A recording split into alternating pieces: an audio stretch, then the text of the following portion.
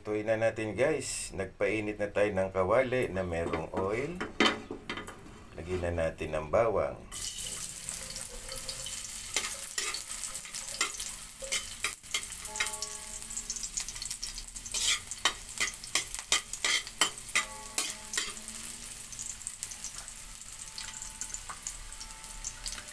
Isunod na natin ang sibuyas.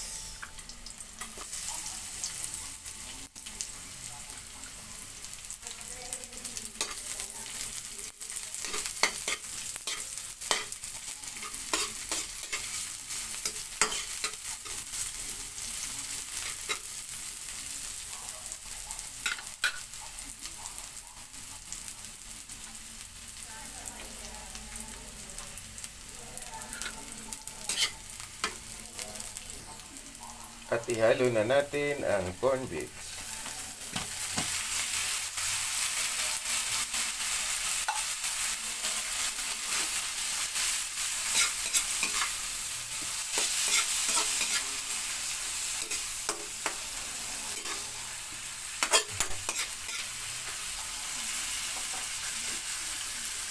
Bali guys, itong corned beef, pwede nyong iulam siyempre ng pure, walang halong gulay.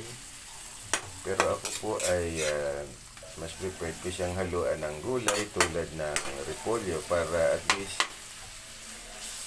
dumami siya and at the same time healthy kainin. Hindi siya puro lang beef, kundi meron siyang halong gulay.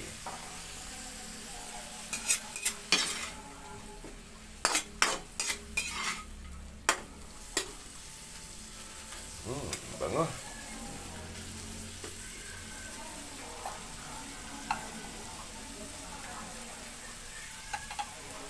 Then, lagay na natin ang repolyo guys.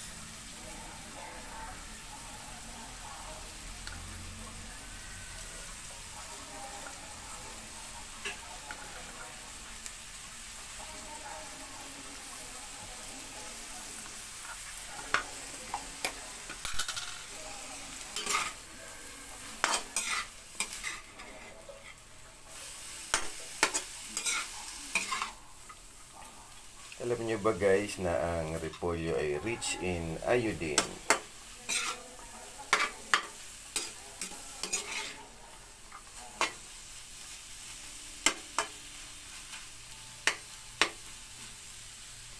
Yun guys, takpan muna natin.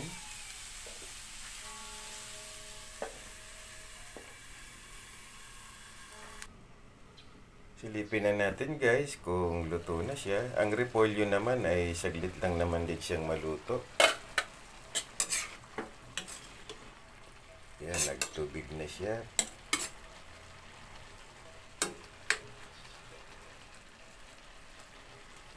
Tikman muna natin.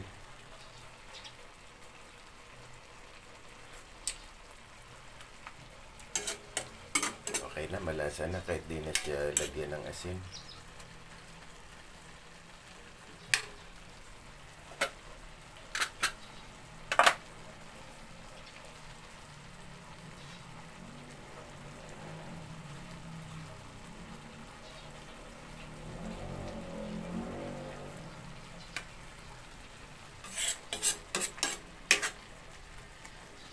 So hanggang dito na lamang guys.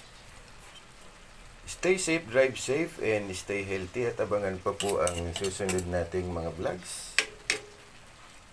Please subscribe to my YouTube channel and follow my FB page at ACT Tugada, inyo pong ka-tribal vlogger and cooking channel. And thank you for watching.